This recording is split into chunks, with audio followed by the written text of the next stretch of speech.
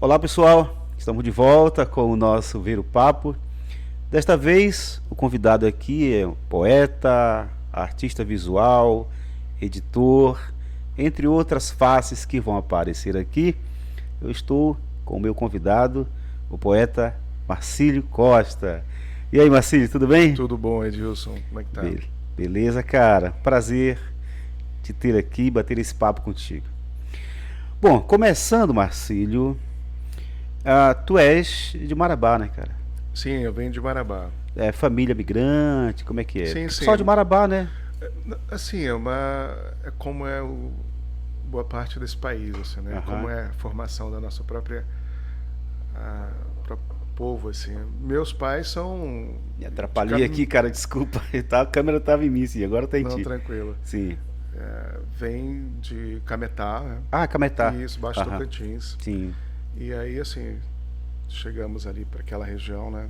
E Uhum. tô em Belém desde virada de 99 para 2000 Sim. que eu vim para cá. Então já Aham. tem para mais de Mas, 20 anos. mas tu cresceste, então a tua infância foi em Marabá, ou Sim, não? sim. Infância inteira. Criança e adolescência. Pois é, Marcílio, como é que surgiu esse teu vínculo, esse teu direcionamento para poesia, para as artes visuais, como é? Porque isso começou em algum momento lá, ainda em Marabá, não? Já foi depois? Olha, não desde muito cedo. Desde muito cedo, assim. Você fez uma pergunta anterior, né, Aham. sobre a minha infância e adolescência. Ela sempre foi uma infância e adolescência fragmentada em vários lugares também, né? Uhum. Assim, Só puxa o microfone quando. Tu claro, pode puxar ou chegar perto, tá. tanto faz. Sim. Bom, parte da minha infância e adolescência ela foi vivida em várias cidades também, assim, Aham. né? Tucuruí, Oh, né? Tucuruí. Caramba, Marabá, e que ano, Cametá. que época em Tucuruí?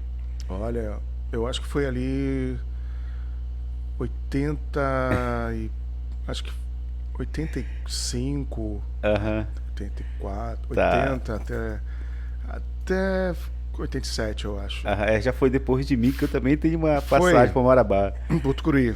Hã? Porto Curuí, tu falas. Ah, desculpa, Porto Curuí. Eu vou tirar Pois esse é. que você tá me atrapalhando. O, Sim. o meu pai, ele trabalhou, né, durante aquele período de construção Aham. da barragem de Tucuruí, da hidrelétrica, enfim. E depois a gente foi, moramos um tempo em Cametá, e depois Marabá, assim, sempre. Então, a minha infância e adolescência, ela tem essa característica, né, desses vários lugares, assim, desses Aham. vários fluxos, movimentos mesmo, dentro do estado. Então, é um estado que eu conheço por essa relação de estar um determinado tempo num lugar, depois no outro. Mas Aham. enfim, mas boa parte em Marabá. Sim, Marabá é uma cidade muito, muito presente na minha vida, muito. E essa pergunta que você fez, né? Quando é que isso Uhum. começa? De fato, na infância mesmo, eu sempre tive um interesse, né, por arte, de Aham. modo geral. Eu sempre fui um garoto que gostava de desenhar, né? Enfim, Uhum. ler, né? Ler sempre fez muito parte da minha vida. E o desenho, as artes de um modo geral, sempre foi algo também que me interessou bastante, né? Uhum. Pintura. Então, assim, desde muito cedo essas coisas elas começam a surgir como possibilidade de se expressar mesmo, né? Como Aham. um refúgio também, né? Aham. E o meu pai é uma figura muito interessante nesse aspecto. Meu pai é um artista plástico também. Oh. Ele trabalha também com essa dimensão plástica em vários linguagens, a gravura, né, a madeira também, tá? Uhum. Também tem um trabalho com artesanato que ele sempre Hum. gostou muito. Então eu sempre vivi isso, né, assim, de alguma Aham. maneira. Sim. Ele sempre teve uma habilidade para desenho e sempre se interessou muito por ler, né, assim, Aham. ele constituiu uma pequena biblioteca para gente, né, assim, não era uma biblioteca, mas era um Aham. pequeno acervo que foi algo fundamental para a gente, para Legal, cara. mim. Eu lembro que a, aquela enciclopédia Barça, Sim. então a gente, muito criança, ele comprou essa coleção e a enciclopédia Êxitos, que também é da Britânica, né, que é a Uhum. editora que editava essas enciclopédias, Mirador, né, enfim. Uhum. Eu lembro que Êxitos era o segmento mais científico, né? Aham. E a Barça já era de fato aquela característica das enciclopédias, né? Um compêndio de uma diversidade de informações, enfim. Aham. E eu mergulhava nisso, né? Tempos depois, né? Assim, eu lembro que fiquei sabendo que também uma dos interesses do Borges, né? Do Ah, Jorge, é? era ler enciclopédia. Quem mais, cara? E eu gostava muito, assim, Aham. muito. Então, e era porque, assim, eu acho que tem essa característica de ser um lugar, né? No caso, o livro, você tem vários volumes que você tem ali de acordo com a ordem alfabética, né? Uma série de informações, de Aham. conhecimento. Acho que é um pouco o que a gente tem hoje com o celular, né? Que você dá um Google Sim, ali, enfim. sim. Aham. Mas tem o critério, né, e o crivo de uma edição como de uma enciclopédia da Barça, enfim. E ali foi um lugar também de muito conhecimento, né? E a leitura paralela a isso, a leitura de vários livros infanto-juvenis. Eu lembro que eu frequentava a biblioteca da escola, né? Sempre fui uma figura muito... Sempre gostei muito de ficar só, né? Uhum. Ficar só e ler era uma das coisas que sempre fez parte da minha companhia, né? Foi a leitura. E então, assim, essas coisas começam a ser disparadas exatamente aí, né? Uhum. E o desenho, paralelamente, o interesse por artes visuais, novamente a Barça, né? Ali pela pintura, né? Então eu tinha um exercício que eu colocava para mim quando criança na parte sobre pintura da enciclopédia.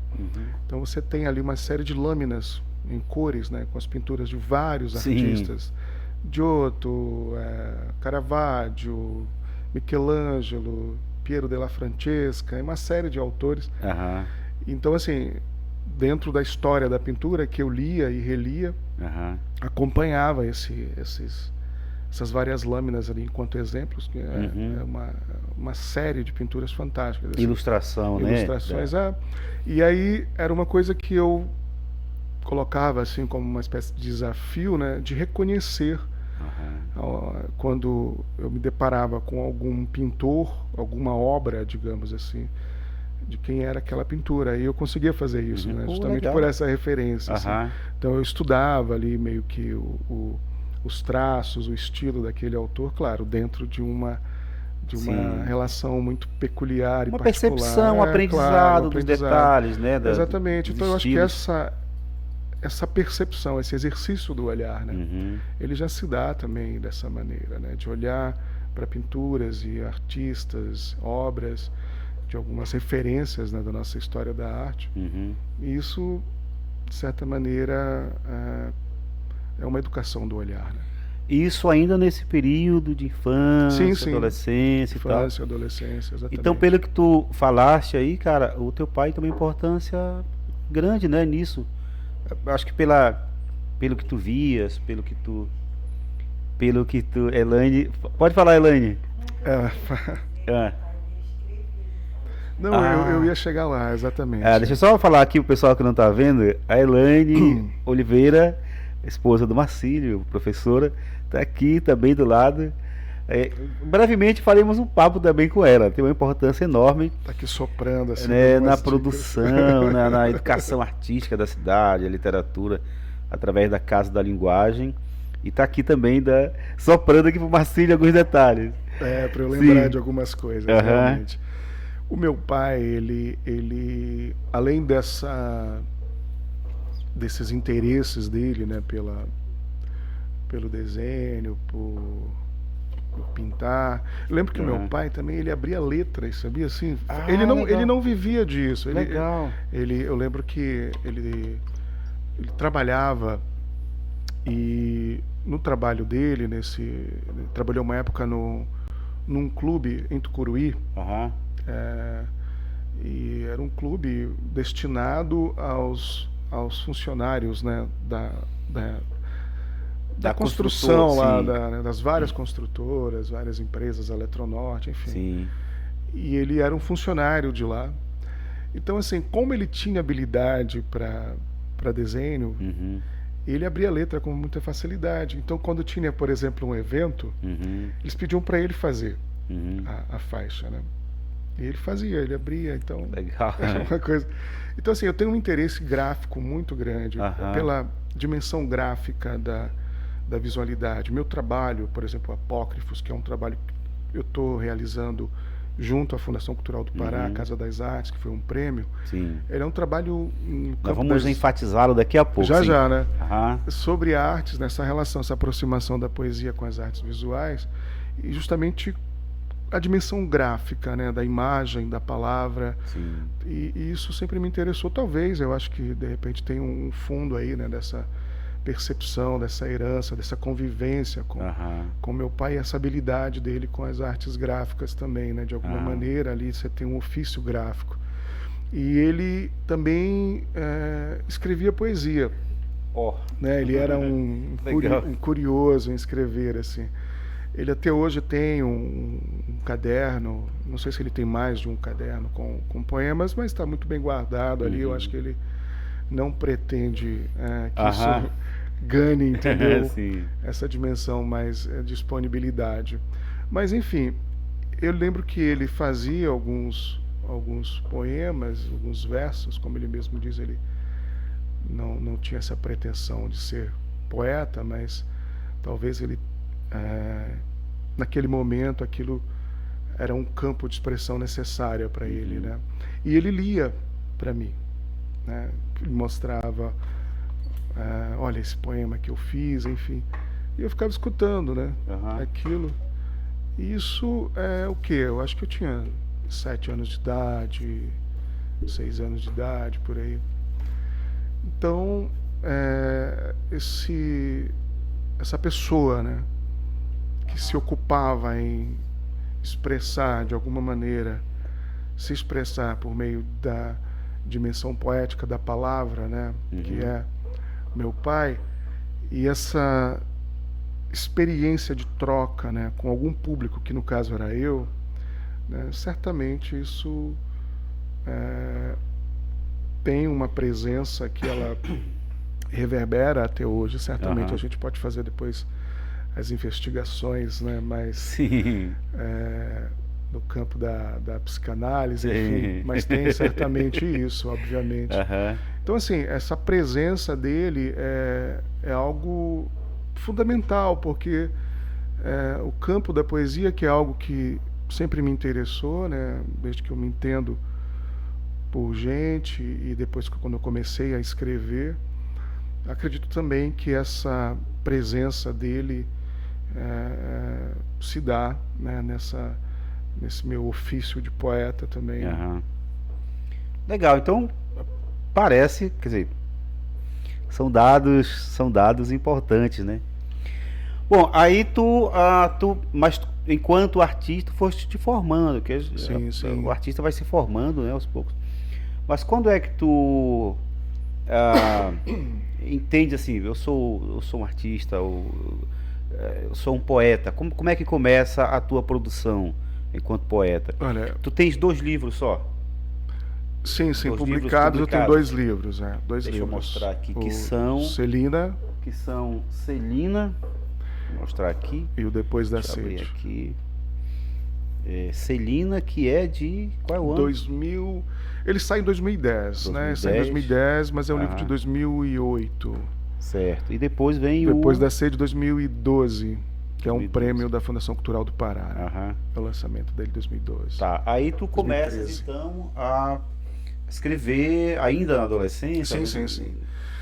No Celina, inclusive na orelha do Celina, tem ali uma menção a um livro chamado Galo Inútil, né? Galo Inútil? O Galo Inútil. O Galo Inútil.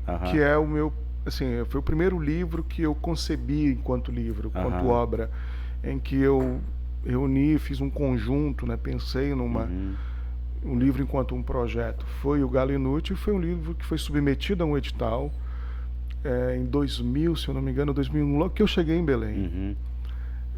O edital Bruno de Menezes, um edital público, acredito, da prefeitura, e foram 3 livros que eles iriam escolher. e vencedores, o meu estava entre os três, né? Ficou entre os três. E para mim foi uma surpresa muito grande, né? Obviamente uma alegria muito grande.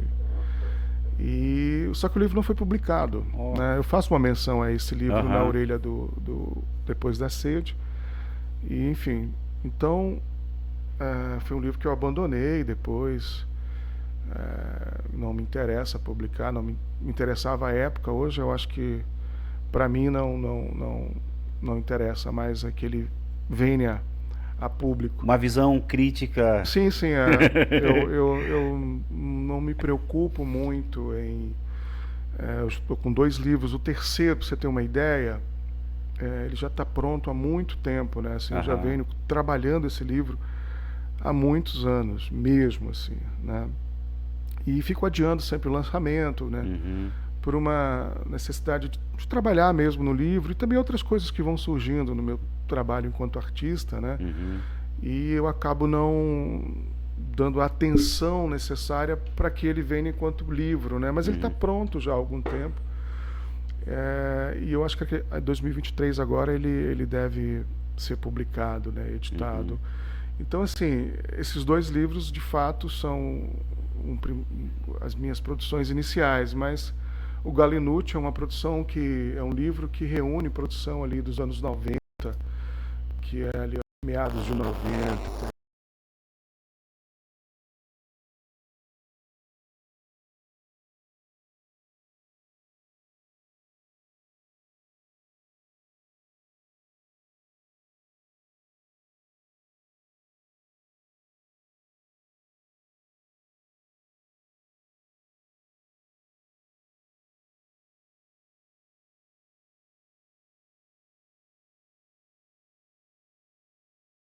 Né, de muita coisa que eu já arriscava enquanto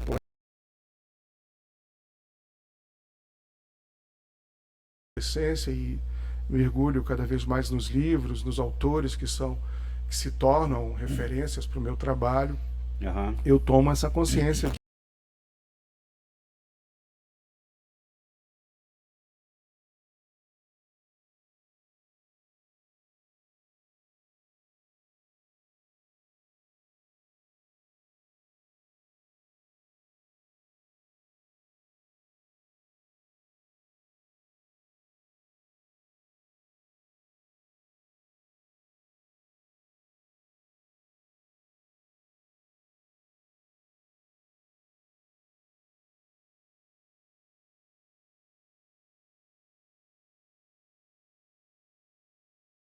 dele foi algo muito forte. Ezra Pound também, né? Um autor que foi muito presente. E T.S. Eliot.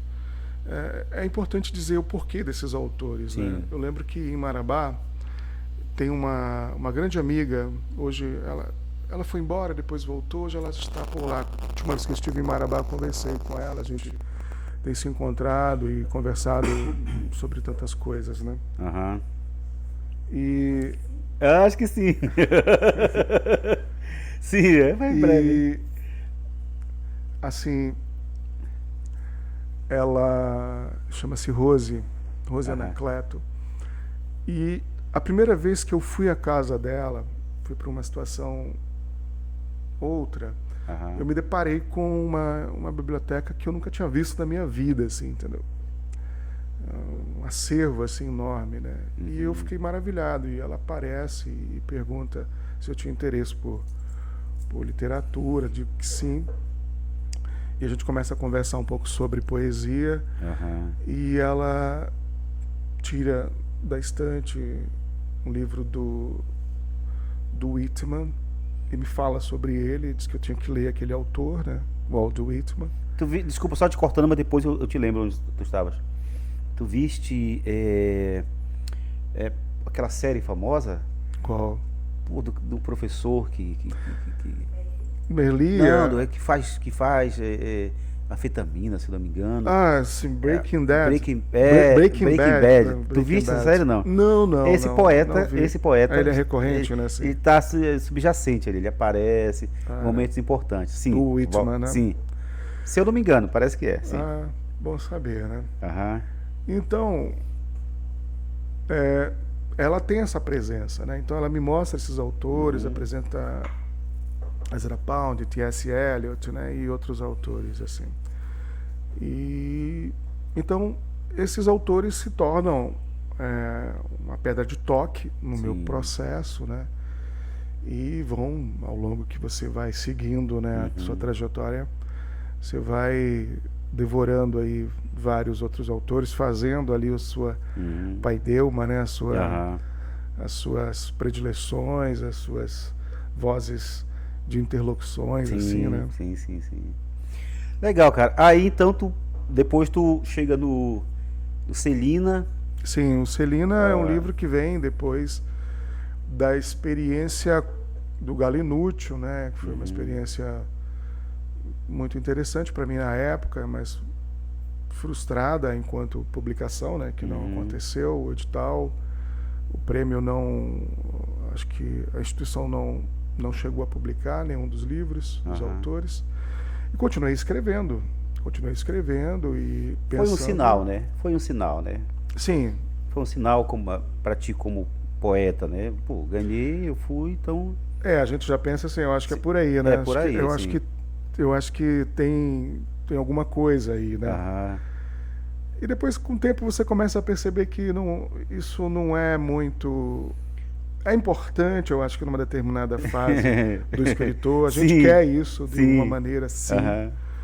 Mas eu acho que você chega num determinado lugar e ponto que você percebe que os prêmios, né, essa dimensão desse reconhecimento, né, institucional, enfim, isso é uma parte desse processo que não é a mais importante. Tem o seu lugar, né? Tem o seu lugar ali. Tem o seu lugar, né? Mas depois eu acho a vida assim, segue, né, cara? Você não deve viver para isso, né? Eu acho que o objetivo não é esse, né? Porque senão a gente acaba, de alguma maneira, seguindo um determinado roteiro que não foi, inclusive, um roteiro no campo da linguagem, né?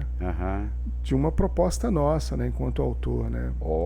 Eu acho que isso é fundamental pensar, né? Porque muitas vezes você tem uma determinada perspectiva e um fazer na arte que pode não atender, né, a uma compreensão de um determinado momento, né, da arte, da poesia. Não digo atender, mas você precisa estar ali fazendo aquilo, porque só você pode fazer aquilo e você quer e precisa fazer aquilo. E muitas vezes os editais, muitas vezes não, quase sempre, eles não estão preocupados com isso, né? A gente também tem que entender que a gente está numa relação de fazer arte como um campo de experimento, né? Adentrando, tentando coisas novas, pensando, correndo o risco. É o lugar do risco, né? É o lugar do erro, né? É o campo da errância. E muitas vezes os editais não concebem e pensam assim. É claro, como você mencionou, tem a sua importância, tem o seu lugar. Eu passei por esses editais, né? Os meus 2 livros são o resultado desses editais, né? Mas eu sou uma pessoa que se escreve muito pouco em edital de livro, de literatura, realmente, né? Acho que foram as únicas 2 vezes que eu me inscrevi. Foi nesse do primeiro do Celina e depois da Sede. E nunca mais. Eu pretendo o meu próximo livro, ele vai seguir um caminho independente, né? Uma produção independente, editar de maneira independente. Pode ser pela Mezanino, pode ser por uma outra editora de Belém, que tem editoras hoje, um mercado editorial de pequenas editoras assim, muito fascinante, né? Muito interessante. Depois eu quero falar sobre esse assunto também. Legal. E é isso, né? A gente estava falando sobre... Não, falando sobre o Celina, os editais, tem o seu lugar. E aí tu disseste, bom... e eu quero até aproveitar isso, eu quero voltar a uma fala tua anterior sobre quando tu falava do teu pai, que pelo teu entendimento, ele usaria ali o seu fazer como uma forma de expressão, o seu fazer artístico, fosse na escrita, fosse no aspecto visual, como um campo de expressão. né? E eu achei interessante isto e uma deixa para a gente passar para os teus projetos visuais. Mas como tu falaste agora também sobre, ao considerar essa coisa dos editais, que eles meio que acabam direcionando para algo que pode não ser aquilo que tu tens necessidade de expressar, Isso. tens um campo de expressão que o edital, na medida em que ele, embora não estabeleça normas estéticas, talvez, Sim. tal, mas é possível que alguém comece a perceber como é que funciona, o que que agrada de repente, o que que e aí vai e deixa de falar aquilo que tem para dizer. Uhum. E aí a gente pode passar então rapaz, está dando uma mensagem aqui, para o teu trabalho, deixa eu ver, tá, para o teu trabalho visual, como Sim. forma de expressão também. A gente pode começar aqui então com este teu projeto recente, que é o Apócrifos. Vamos falar Sim. dele então? Vamos. Do Apócrifos. O que que é esse projeto Apócrifos? Qual a concepção subjacente a isso aí? O Apócrifos, ele é um desdobramento dos processos, né? Dos Sim. meus processos. Acredito que o que eu produzo enquanto artista são faturas, são processos que seguem um roteiro, Uhum. né, de um projeto maior, digamos assim, né? Sim. É claro que quando a gente está falando de arte, esse projeto ele não está num campo de uma compreensão muitas vezes tão lógica e tão cartesiana da coisa, Sim. né? Mas existe uma dimensão que a gente está falando de poética, né? Ou seja, de um processo que compreende um fazer artístico como um pensamento, né, poético, como maneira e forma de pensar o mundo, de pensar o tempo por meio de uma série de proposições, né, mediando esta realidade com a linguagem. Uhum. E vejo que duas instâncias nesse campo da arte sempre me interessaram muito: a poesia, né, e a visualidade. E o Apócrifos ele é o desdobramento desse interesse, Uhum. de alguém que,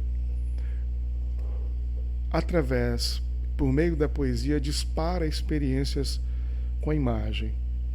Os meus processos no vídeo, na videoarte, alguns na fotografia, algumas experiências no campo da visualidade, como as ações e outros processos, eles foram e são disparados pela experiência da poesia, pela experiência da palavra. Uhum. Por exemplo, a minha exposição Entre Rumor e Silêncio, que foi a minha primeira individual, ela é uma exposição em que todas as obras naquela exposição, elas partem do campo literário, elas partem da experiência com a poesia. Uhum. Entre o Rumor e o Silêncio, que é de quando? 2015. Certo. Da Teodoro Braga, Uhum. a Galeria Teodoro Braga. Foi um edital. E as obras que estão ali, nesse campo da visualidade, tanto as videoartes, as instalações, que dialogam com outras técnicas, isso me interessa muito, esse desdobramento que eu posso fazer no campo da arte com várias linguagens que constroem uma fatura que é o resultado do encontro dessas linguagens. Por exemplo, uma instalação como Whitman, que é um trabalho que está no Entre Rumor e Silêncio, na exposição. Inclusive o Clay Souza, o poeta, né, o professor Clay Souza, pesquisador, ele tem um artigo, né, que saiu numa revista, agora eu não lembro qual, sobre este trabalho, Whitman, que é uma instalação em que você tem fotografia, gravura, áudio, né, objeto e a própria poesia disparando tudo isso, a poesia do Walt Whitman. Então, ou seja, eu estou dando esse exemplo, fazendo todo esse contorno, essa volta, para tentar localizar, né, de onde vem esse interesse que gera o Apócrifos, né? Numa relação de interesse com a palavra e essa sua dimensão, ou então a sua capacidade de disparar e de promover experiências outras para além do signo verbal, né? Que ela já nos oferece, obviamente, numa leitura. Mas pelo que tu estás falando, começa com a palavra. Começa com a palavra. Então alguma coisa que transcende a palavra, o alcance da palavra. Sim, sim. A palavra cessa enquanto palavra em algum momento e algo dela... Exatamente.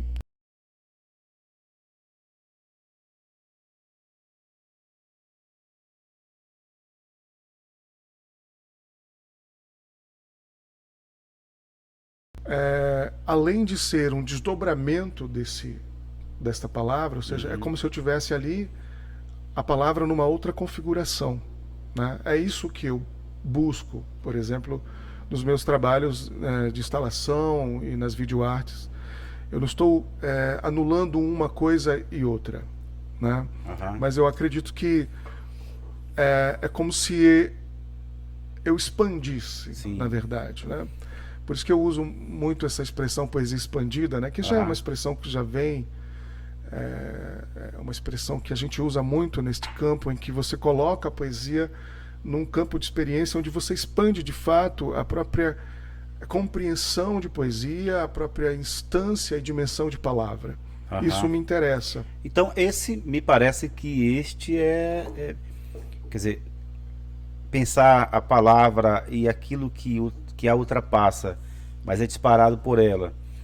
E pensando no título que tu mencionaste agora há pouco, da exposição Entre o Rumor e o Silêncio, parece que é esse ponto que te ocupa há algum tempo, né? Quer dizer, a tua reflexão ou a tua motivação está aí, neste algo, mais ou menos isto.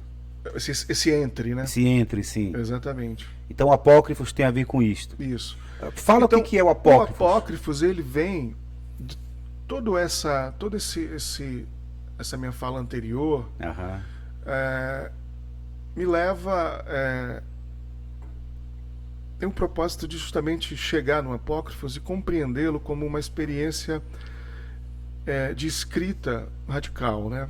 Certo. Porque quando eu penso num trabalho em que ele é disparado pela poesia, como Whitman, ou então mesmo com os teus sapatos é impossível, que é também uma outra instalação que está nesta exposição Entre Rumor e Silêncio, ou então quando eu penso no Kanji, que é também uma ação em que a poesia dispara outros processos como gravura, processo de edição, enfim, eu tenho ali uma dimensão em que eu concebo isso como escrita, o público participa desse processo. Já no Apócrifos, eu acho que eu chego numa dimensão bem radical, uma relação muito radical de escrever e de conceber e pensar poeticamente, né? Porque eu estou ali num exercício assêmico com a poesia. O que é essa dimensão assêmica? A poesia, a escrita assêmica, ela é um exercício de escrita de uma radicalização tamanha em que você não está preocupado em construir um texto onde a sua semântica, a palavra tem uma semântica, tem algum significado. Até porque você não lida mais com a palavra. Você constrói algo que se aproxima da palavra por uma visualidade gráfica, por uma aproximação gráfica, mas que ela não tem ali uma semântica, um significado verbal, um valor verbal, mas ela tem um valor visual, gráfico sobre a página. Então, que assim, não deixa de remeter também a palavra. E a sentidos. A sentidos, Então, exatamente. é um signo que não é. É um signo que não é um signo, digamos, convencional, mas não deixa de ser. Isso. Se a gente pensar na ideia da definição do signo como aquilo que une um significante a um significado. Sim. Só que esse significado é tão aberto que não dá para ficar por conta do leitor, do receptor. Isso. E o apócrifos é isso também. Tá, fala só Fica da palavra por conta- apócrifos e Tá. tal, a definição. E assim, tá. Antes, o que você mencionou sobre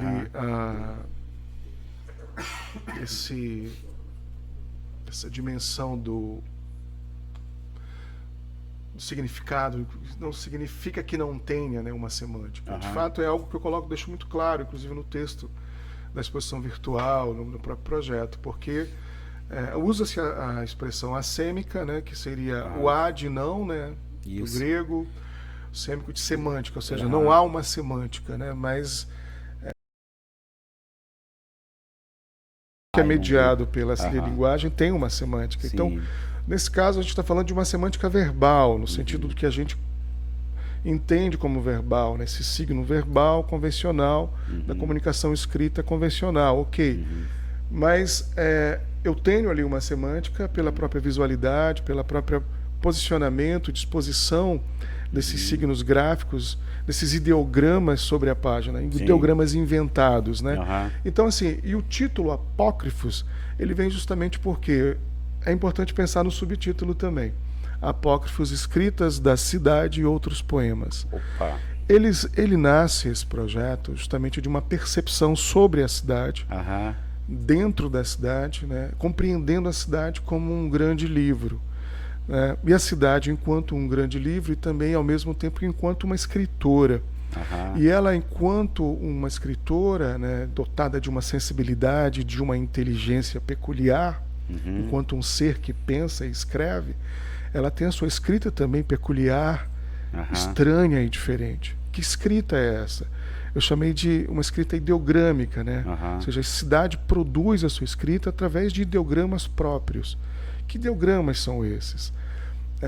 Eu comecei a perceber que, assim, nos prédios, nas fachadas, nas calçadas, nas ruas, você tem ali uma série de manchas, marcas, fissuras que formam determinados signos gráficos. Sim. Que eu comecei a concebê-los enquanto uma escrita da cidade. A cidade está escrevendo, fazendo a sua escrita assêmica, ideogrâmica.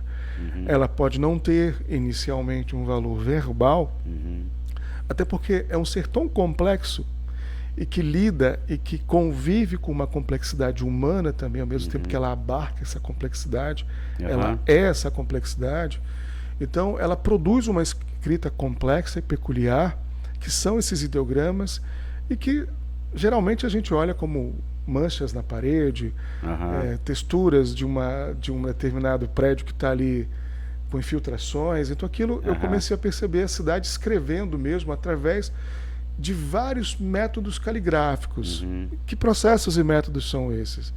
Essas infiltrações através do tempo, os intempéries do tempo, a própria ação humana do homem que faz um determinado reboco, numa determinada fissura, aquilo gera um signo gráfico ideogrâmico. Então, ou seja, isso são processos e uma espécie de pena, de caneta, de lápis da cidade, entendeu?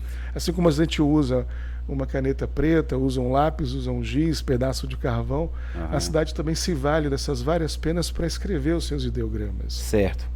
A palavra apócrifos remete à tradição, pelo menos não é vinculada de modo exclusivo a isto, à tradição religiosa, né? Sim. Estabelece uma ortodoxia, uma doutrina tida como verdadeira, né? Essa semana eu falei do livro do Marcos Quinan e, bom, eu achei graça porque lembrei disso que eu falei, porque determinadas fabulações se estabelecem, se hierarquizam, dominam e excluem as outras. Sim. Então, apócrifo diria respeito àquilo que não é autorizado, né? É essa ideia que está presente. Exatamente. Exatamente. anticanônico, né? Exatamente. Sim. A gente está falando, você está falando da construção de um cânone, né? Sim. Por meio dessa autorização, daquilo que se legitima e se estabelece enquanto é, a ordem do dia, então aquilo que se torna, no caso da nossa comunicação, por exemplo, já que o Apócrifo está falando de uma escrita, de um dizer, ela está fora, né, desse cânone. Mas ela é parte de um processo também de um conhecimento, de um pensamento, né, e que por muitas vezes até digamos, uma falha nossa de percepção e de entendimento da linguagem no campo da sua complexidade, a gente exclui essa escrita cotidiana que a cidade nos oferece, né? E ela se torna então ali algo que não é legitimado pelo nosso olhar que lê a cidade cotidianamente. Então, assim, é um convite também a perceber a cidade nas suas dimensões mais profundas, né? É um convite a renovar o olhar e aprofundar o olhar sobre a cidade, que por sua vez aprofunda o olhar sobre a nossa realidade, que por sua vez aprofunda o olhar sobre a complexidade que é o mundo. Então, assim, eu acho que o Apócrifos, ele se vale da não palavra, né, que é essa palavra que está fora do cânone, como uma reivindicação a compreendermos a cidade enquanto um pensamento, um ser que pensa, escreve e nos mostra uma realidade muito mais profunda e que muitas vezes o nosso olhar ele está apenas na superfície das coisas, né? Certo. Então é olhar para essas coisas numa relação mais produtiva, né? Onde eu vejo meramente apenas aparências, né? Onde eu vejo apenas fissuras, miasmas, texturas de desgaste ou limo, existe algo mais, né? Existe algo muito mais me comunicando coisas, questões, problemáticas. Então isso serve, eu acho que, para dizer também, se eu olho para a vida e para a realidade com uma profundidade que eu preciso muitas vezes educar o meu olhar e a minha percepção para isso, eu posso olhar para a minha realidade de tal maneira que me transforma e eu também enquanto agente transformador desta realidade, né? Certo. Eu acho que é isso o grande convite da arte. E de alguma maneira o Apócrifos ele nos convida a também olhar para além do cânone, ou seja, para além da convenção, né? Porque o cânone, de certa maneira, ele é a convenção, né? Aquilo que está estabelecido. Então, olhar para fora dessa convenção é justamente fazer um olhar que muitas vezes ele adentra a realidade, né? E adentrar a realidade é sair dessa superfície é mergulhar em algo que pode ser revelador para a gente, né? Transformador. Eu vou te perguntar daqui a pouco o que é revelado, tá? Quem é o revelado nisso tudo? Mas tem muitas questões que me vieram aqui. Café. Café? Tem aqui a garrafa. Essa relação, essa referência à cidade, o Apócrifos, como a sinalização de uma presença, mas também do próprio tempo, né, que tudo corrói, que tudo consome, mas de algum modo a cidade, embora me parece que a tua perspectiva vá um pouco além disso, mas não deixe de me lembrar, por exemplo, as considerações do Walter Benjamin sobre a fotografia do Atget, que fotografava partes da cidade de Paris, onde não havia presença humana, né? Mas isso silêncio, né? remetia de algum modo ao humano, né? Só é a presença humana pela ausência. Sempre. É algo, tem algum parentesco com isso? Olha, assim, enquanto... Porque no caso do Apócrifos, tu enfatizas muito mais marcas do tempo, né? Se eu não estou equivocado. Também. Sim. Existe ali uma existe ali uma pesquisa desses ideogramas que eu falei, né? Aham. Que são essa produção da cidade por meio do tempo, enquanto eu digo, enquanto pena dela, né? Enquanto caneta, enquanto instrumento de escrita, né? O tempo enquanto esse instrumento de escrita, mas também a própria, por exemplo, tem uma experiência, eu preciso Água. não. Acho que água, não? Eu também tenho esse negócio, cara, que eu bebo de vez em quando pra dar uma... Sim. Tem algumas experiências no Apócrifos de uma produção de poemas, com esses ideogramas, que eles vêm da presença das marcas da chuva, por exemplo, né? No chão, enfim. Então aí você tem uma outra relação, né? Uma outra escrita, uma outra pena. Mas existe um exercício também dentro do Apócrifos, um experimento em que eu parto dessa experiência ideogrâmica da cidade como uma espécie de referência, né? Ou digamos influência. Eu me coloquei da seguinte maneira: a cidade, assim como vários autores que chegaram até mim e que se tornaram foram importantes para a minha formação, se tornaram referências, né?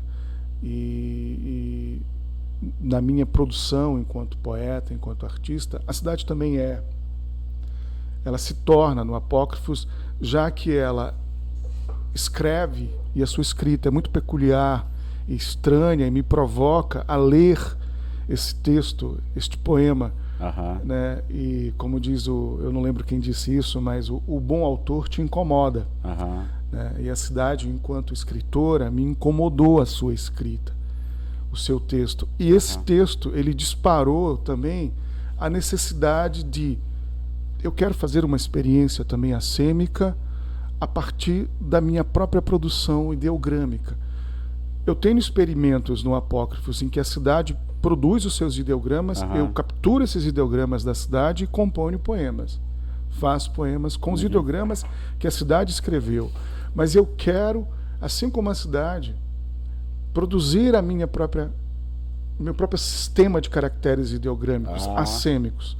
Né? Então, assim, o Apócrifos ele tem esses dois caminhos. Poemas produzidos com ideogramas fornecidos pela escrita da cidade e tendo a cidade como uma referência literária, como alguém que escreve um texto estranho que me incomodou e me moveu enquanto escrita, eu quero ser influenciado, quero ter uma interseção dessa escrita. Entendi. E ser provocado por ela, como fui provocado por vários outros poetas, eu quero fazer algo assim a cidade também, é uma da minha maneira. Exatamente. E eu me posiciono dessa maneira no projeto. Então, existe um exercício assêmico de uma produção assêmica própria, minha, a partir justamente dessa provocação feita por este autor, por esta autora, que é a cidade enquanto escritora, né? Legal. Cara, aqui no Depois da Sede, tu tens... Oi? Não, foi a xícara, eu acho que bateu aqui. Tu tens aqui um poema que começa com: o grito começa quando calam todas as palavras. É isto. Assim, o poema ele continua, né? Essa parte me chamou a atenção por conta disso que tu falavas há pouco, do entre o que é palavra, o que já não é palavra, um silêncio. Depois tu falaste entre sussurros e o silêncio. Quer dizer, e aqui tu começas, o grito começa, eu vou ler o poema inteiro para não ficar fragmentado, né? O grito começa quando calam todas as palavras. Lê. O poeta lendo é melhor. Não, mas, poxa, depois eu quero que você leia também outro. O grito começa quando calam todas as palavras. Munch pintou o mundo surdo, um grito como um escuro escudo, aquele instante em que nasce a flor do absurdo, no canteiro cego do mundo. É interessante isso, né? O que a gente está conversando, eu consigo ver o Apócrifos nesse poema, realmente. E embora ele tenha nascido Depois. num outro contexto. Pois é, eu acho que tem a ver com o pensamento, né? Sim. Com um pensamento Claro. que se incomoda justamente neste ponto, né? Eu acho que você foi bem... Você foi, como a gente chama? Pontual. Cirúrgico, Sim. né? Você pegou um poema que, de fato, eu acredito que tudo que a gente falou aqui, esse é o poder da Pois poesia, é, né? bom, Ela consegue dar conta. eu acho que tem um outro aqui que é Porto Partido. Uhum. No ar, um não escrito à mão. Adeus. O gesto, né? Um aceno, uma cena em que toda palavra se esconde por não poder falar. Isso. Parece que a gente está novamente nesta... Isso mesmo. Nesse... Muito, muito pertinente essa tua observação e a escolha desses poemas, né? Porque eles vão de fato ao encontro do que a gente está falando, né?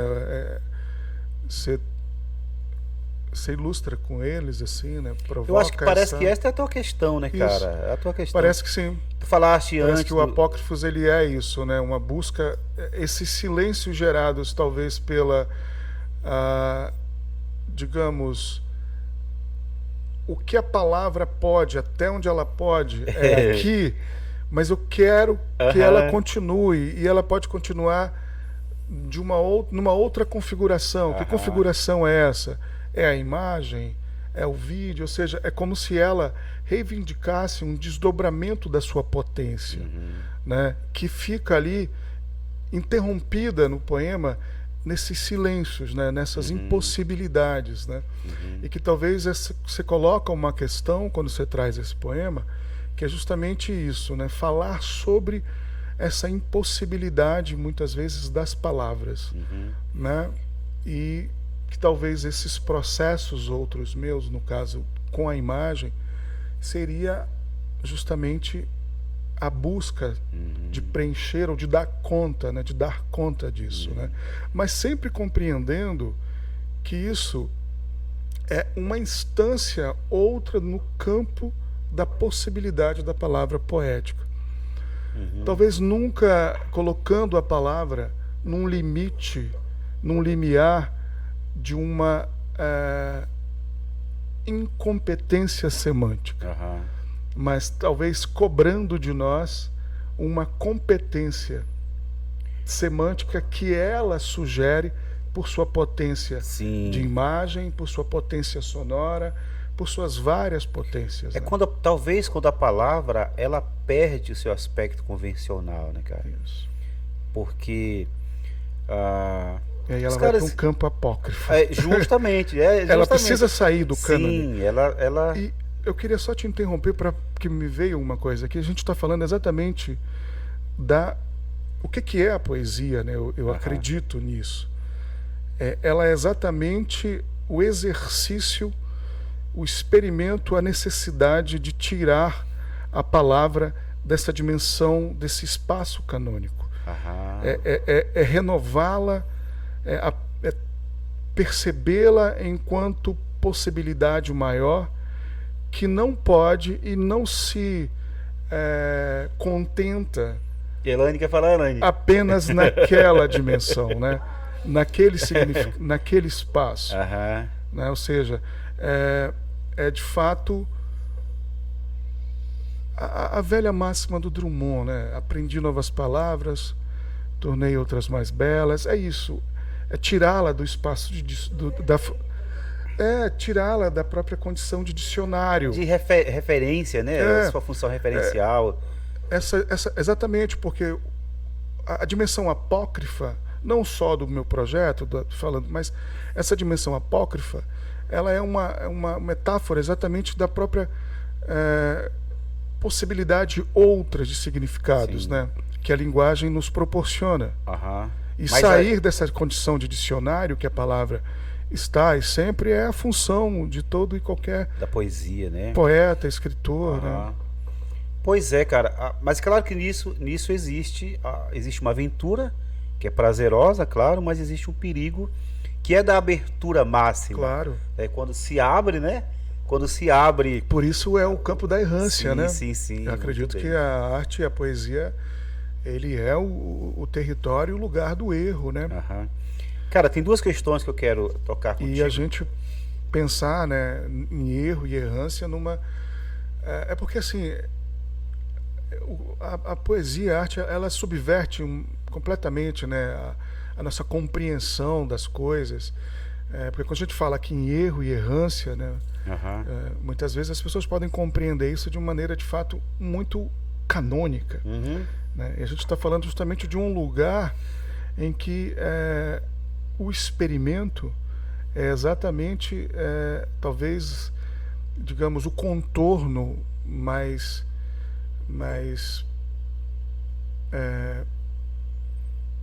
propício para esse lugar, né? Aham. Experimentar não é buscar o acerto enquanto definição, porque não há, mas há a construção de... por isso são processos, né? Por isso são proposições. Né? Exatamente, é isso.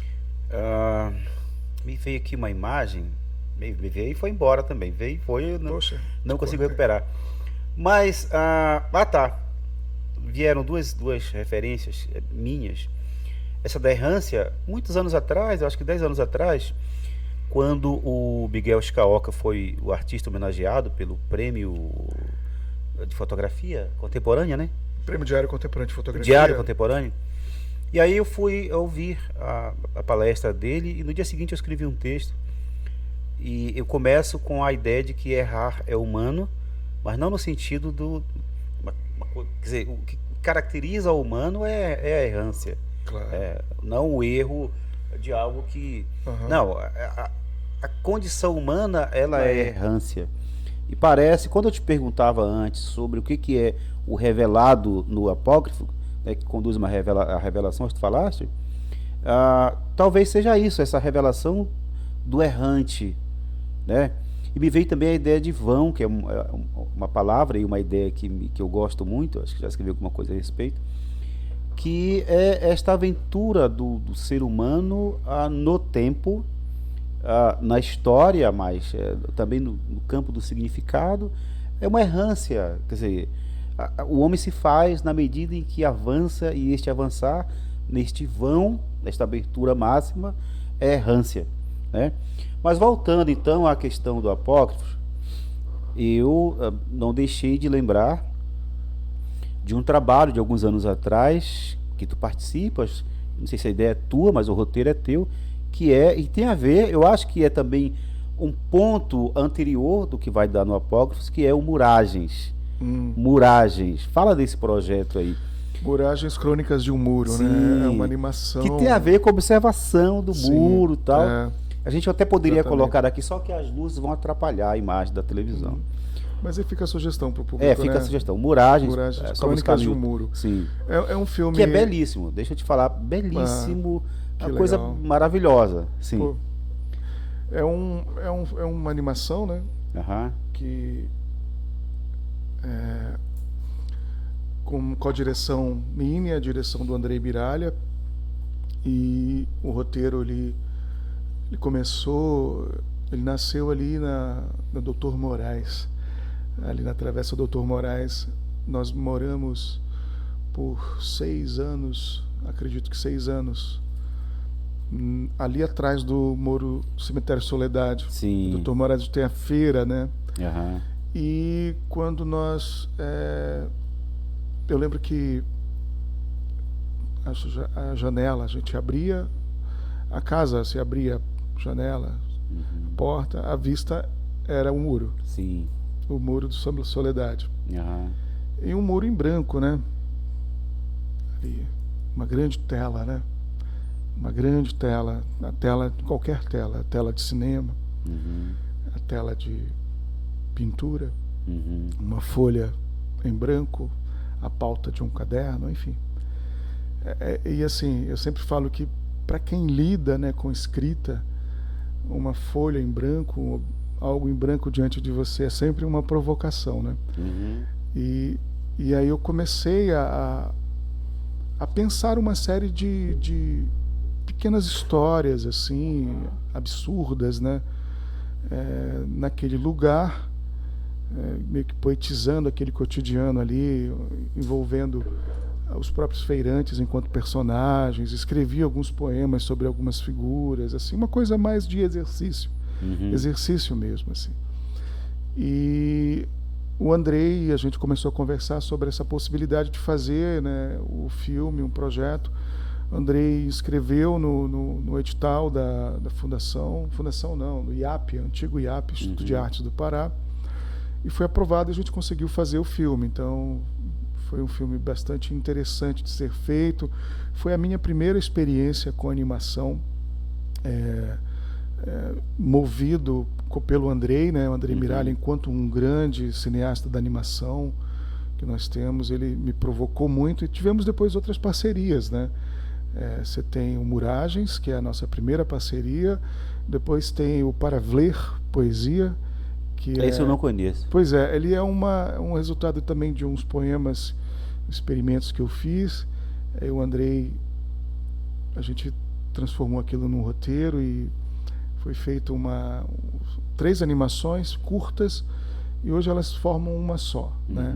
E elas entravam ali no intervalo, no comercial não era nem comercial, né? Eu acho que é interprogramação, que eles chamam, da TV Cultura. E depois, 2016, salvo engano, nós fizemos o Pedaços de Pássaros, né? Pedaços de Pássaros. Aí eu dirigi, escrevi o roteiro, dirigi junto com o Andrei também uma outra experiência com animação. É um filme que eu gosto muito, Pedaços de Pássaros. E tem vários prêmios, é um filme assim, também um experimento em que ele se dá por meio também disparado, como eu te falei, pela escrita, né, pela poesia, que cria esse universo assim onírico, onde esses filmes se dão, de certa maneira. Tu vês um parentesco entre o Muragens e o Apócrifos? Porque em ambos você tem ali, no primeiro você tem as cenas humanas, mas você tem o muro, a parede de fundo, né? E no outro você tem as paredes dos prédios e tal. Tu vês uma relação entre ambos, não? Ah, sim, sim. Acho que a relação é mais uma vez, é de alguém que está dentro da cidade, percebendo a cidade, entendeu? Para além de uma relação muito mais, digamos, formal, eu acho que a primeira é exatamente essa relação de me situar ali enquanto um flaneiro, assim, né, de certa maneira. Você falou do Walter Benjamin, eu lembrei agora também dessa dimensão do flaneiro, né? E me vejo, muitos dos meus processos, né, eles no campo das artes visuais, de alguém que está atento à cidade, né? A cidade enquanto um sujeito, né, que se manifesta, e as suas manifestações, os seus movimentos, eu percebo de alguma maneira e abordo aquele movimento por algum processo, por alguma linguagem, né? Então acredito que a primeira aproximação seria essa, de fato, né? Ali a cidade acontecendo, se manifestando no que aparentemente é apenas um muro, e as pessoas andando, e uma feira que se monta e depois se desmonta. Você tem ali dimensões, né, em que o sonho está presente, o delírio, né, o nonsense. A vida, ela está muito né, atravessada por isso, né? Então, eu acho que essa aproximação mais importante que eu faria, assim. Certo. Eu acho que a minha última pergunta tem uma palavra que ela é usada para referir esses fenômenos de quando a gente vê figuras, formas, imagens, onde não é o caso. Não é o caso. Chama-se pareidolia. Pareidolia, né? Sim. Para ver junto a, né? É você, o eidos de forma, imagem. Eidos é inclusive a palavra grega para a ideia, né? As formas, né, do Platão. Então, pareidolia, esse fenômeno do ver junto àquilo que não é, e você vê. essa palavra, ela expressa algo do Apócrifos? Tu vês algo, tu vês escrita, onde são traços, quer dizer, olhando de um ponto de vista assim, digamos, para provocar, né? Onde são marcas involuntárias, marcas do tempo, e aí tu vês ali uma escrita. Não é eu chamo de, não é um gesto, porque do meu ponto de vista isso caracteriza o ser humano, ver sentido onde. Sim, inclusive não é um gesto pareidólico. Falar sobre isso, né? Sim. A pareidolia, ela tem uma característica humana, né? Sim. De atribuir esses sentidos a tudo que não tem, né? E até isso é uma característica, é algo que ocorre muito com a maioria das pessoas quando elas se deparam, por exemplo, com a arte abstrata, né? É muito comum você ver as pessoas diante de uma pintura abstrata procurando formas. Aqui lembra uma coisa, aqui lembra outra, né? Enfim. Um parêntese, Marcílio, que eu entendo que é o gesto humano de dar sentido ao mundo. Sim. O teu projeto Muragens refere de algum... Tem um muro, mas aquilo que se vê no muro, miragens. E o modo como eu entendo a existência humana, eu escrevi um romance sobre isso, é como um grande deserto no qual você lida com miragens, com fantasmagorias. Você vê o que não é. Então, são famosas as referências do deserto. Alguém vê algo que não é, mas ele vê. Eu entendo que o ser humano faz isto enquanto existente.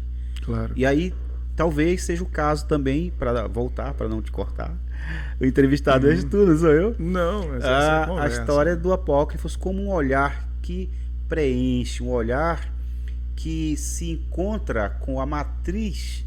Sim. E gera, semeia, porque a ideia de sêmen também é a mesma raiz do signo grego do seimainon. O sêmen, o seimainon, a semente, é sempre uma referência àquilo que fertiliza, né? Sim, Então, o gesto pareidólico, talvez... talvez, assim, essa tua observação, ela dispara o seguinte: eu penso que, para além, né, desse gesto de tratar a coisa nesse contorno, mas partindo dele enquanto para refletir sobre isso, a gente falando sobre isso como necessidade humana, né, como um princípio, uma condição, e exatamente a partir deste princípio e desta necessidade, eu conversava com o Clay, né, na nossa live. A gente falou sobre origens, né? Eu acho que, assim, existe ali uma escrita que busca origens, uma escrita originária, no sentido de que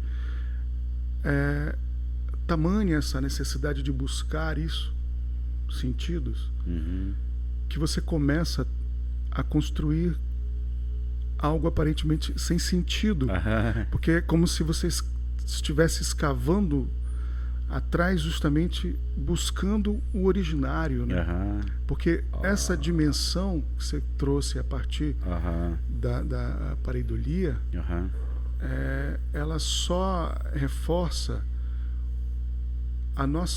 o quanto que o homem, né, e a sua presença no mundo, e através da linguagem, a gente tem a necessidade de significar, né, de entender, de compreender. E o Apócrifos, a partir desta aproximação que você faz, eu vejo como uma necessidade de reivindicar uma escrita que talvez dê conta de uma complexidade da realidade que eu, talvez por incompetência, com as palavras que eu conheço dentro do cânone, não consiga. E talvez pelas palavras que eu criei e que aparentemente não têm significado algum, elas têm todo o significado que eu preciso que elas tenham. Sim.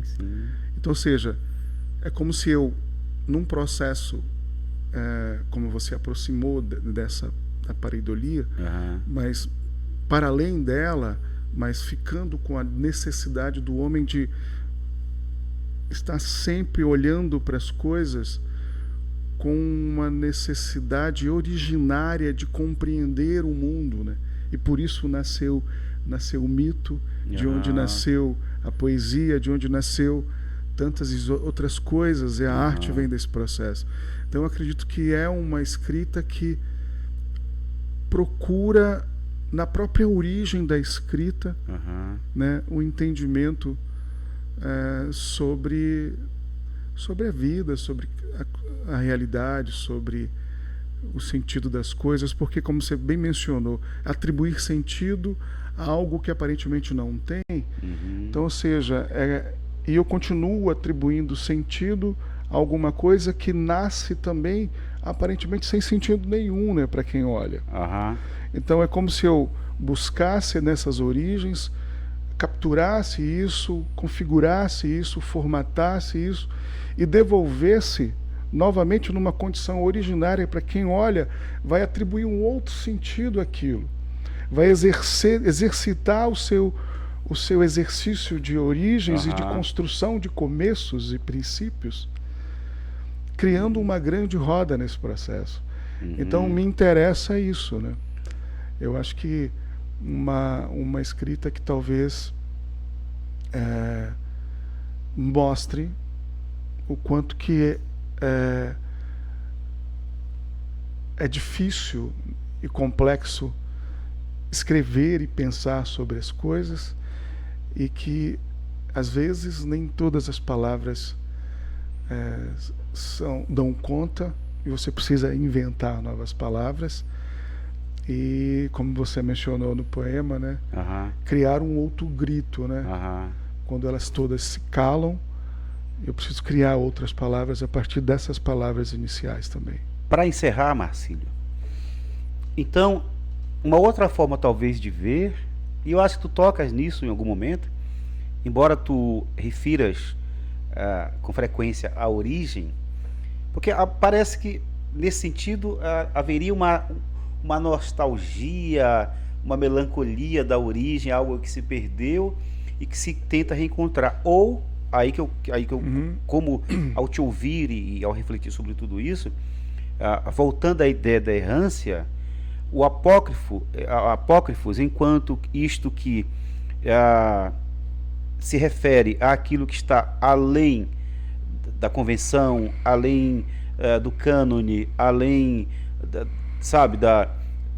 do aspecto tradicional, canônico da palavra e da linguagem, talvez seja uma forma de assumir esta errância e assumindo a insegurança de todo o significado que se pretende estabelecido, absoluto, dogmático.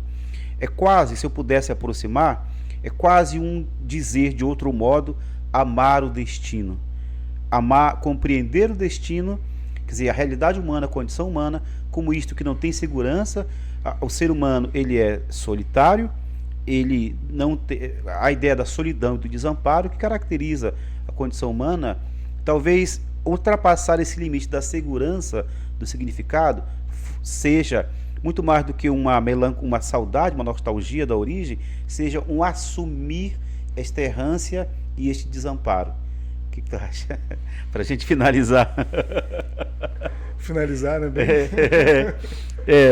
Olha, sim. Não sei. Eu gostei muito dessa tua observação, porque não se trata exatamente de uma referência ou de uma construção nessa compreensão de origens e de originário como um retorno, né? Ou retomada de alguma coisa, mas talvez a afirmação desta necessidade sempre, né? Acredito que a arte, ela é o campo mais, como eu posso dizer, complexo e verdadeiro do exercício daquilo que seja humano, né? De humanidade. Sim. Como você bem falou, por essa dimensão e a compreensão do erro e da errância inclusive enquanto norte, né? Sim. Enquanto busca, ou então enquanto bússola também. Em que outro lugar a gente pode conceber isso? Numa sociedade completamente, né, alinhada e dentro de um cânone de comportamento, de compreensão de mundo, de entendimento de coisas e valores.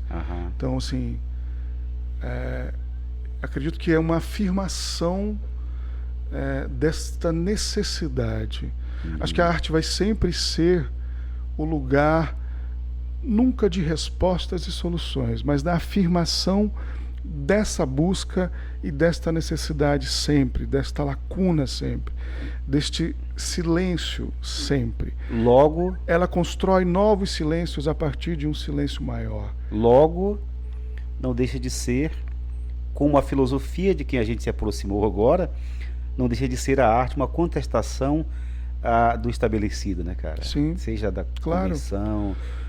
Inclusive o que a gente está falando aqui agora, né? Quando a gente menciona de que este é o lugar da afirmação, da necessidade desta busca e desta compreensão do mundo, justamente deste mundo pautado nessa compreensão canônica dele, né? Desse que está estabelecido enquanto realidade. Por isso, de fato, ela é uma contestação disso que está posto. Sim.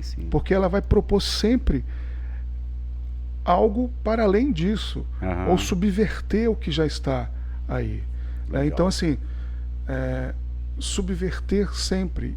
A poesia é uma subversão da palavra convencional em seu estado, como a gente conhece, referencial.